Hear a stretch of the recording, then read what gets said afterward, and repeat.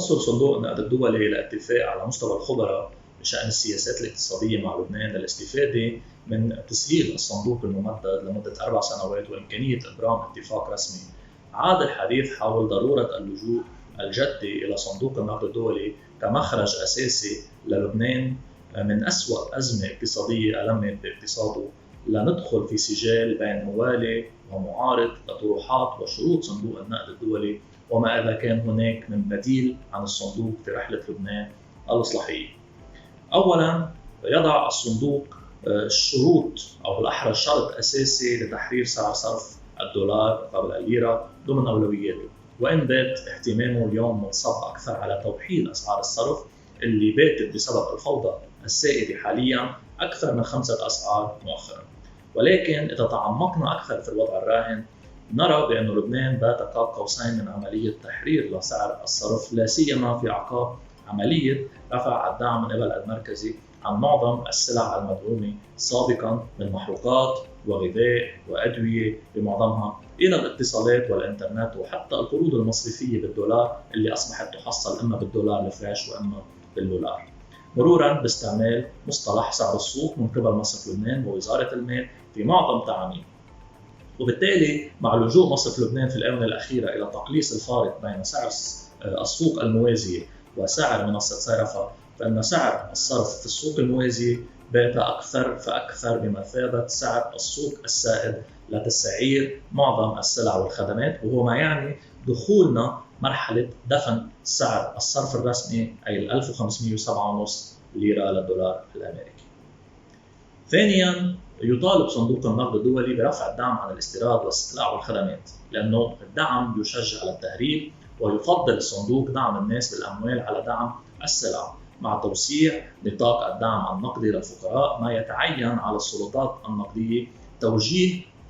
نصف نقطة مئوية إضافية من الناتج المحلي الإجمالي للإنفاق على شبكة أمان اجتماعي. فعلياً نحن دخلنا مرحلة رفع الدعم الكامل عن معظم السلع في لبنان. بالتوازي أقر مجلس النواب اللبناني بطاقة تمويلية مخصصة للأسر الأكثر فقراً، ولكن عملية تمويل البطاقة تعثرت نسبياً، وهي بانتظار جواب البنك الدولي حول تمويلها بعد ما نفذت الدولة اللبنانية كل الشروط المطلوبة منها، في حين بدأت الدولة بدفع مساعدات شهرية من خلال برنامج أمان المخصص ل 150 ألف أسرة من الأكثر فقراً. ثالثاً، من أولويات صندوق النقد الدولي وضع خطة متوسطة الأجل لسد العجز المالي في المالية العامة الآخر في الاتساع والعودة بالدين العام إلى مستويات قابلة للاستدامة، وهو ما أدى بالصندوق إلى المطالبة بالإسراع بزيادة الإيرادات الضريبية عن طريق إقرار الضريبة على الأرباح العقارية، وزيادة الضريبة على الفوائد، وزيادة الضريبة على أرباح الشركات، وزيادة ضريبة القيمة المضافة، وهو ما تحقق فعليا في السنوات القليلة المنصرمة أو حتى ورد في موازنة العام 2022. أضف إلى ذلك المطالبة بإلغاء دعم الكهرباء مع زيادة الرسوم لسد العجز المالي لشركة كهرباء لبنان في أسرع وقت ممكن من أجل تحقيق وفورات. وقد نكون متجهين في المرحلة المقبلة مرغمين نحو هذا الخيار كما حصل في قطاع الاتصالات، لا سيما في ظل ما يعانيه مصرف لبنان من شح في السيولة بالعملات الأجنبية ولجوء الدولة اللبنانية إلى الفيول العراقي كبديل مؤقت ريثما تتضح معالم خطة إصلاح قطاع الكهرباء. أما المطلب الرابع واللي بيشكل أبرز تحديات الدولة اللبنانية في المرحلة المقبلة فهو يكمن في تقليص حجم القطاع العام وإعادة هيكلته. فالحكومات العتيدة ستواجه في المرحلة المقبلة معضلة أساسية متمثلة بفائض الموظفين في الإدارة العامة،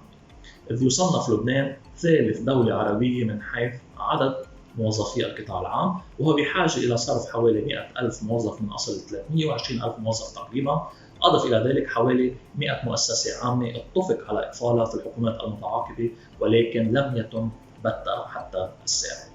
بتقديرنا هالخطوة يصعب إنجازها على يد الطبقة السياسية نظراً لما قد تسببه من نقمة شعبية عارمة وإفقار ممنهج في ظل الظروف الحالية المأزومة. في الواقع لعل هذه الخطوة تجي في مرحلة متقدمة بعد تطوير قطاع خاص منتج وقادر على استيعاب جزء من هؤلاء الموظفين، وقد يتطلب تنفيذ سنوات من العمل حتى نصل إلى قطاع عام يتماشى مع إنتاجية الإدارة اللبنانية. ولكن إلى حين فإن الدولة اللبنانية قادرة على تخفيف نفقاتها من دون المس بالموظفين ورواتبهم.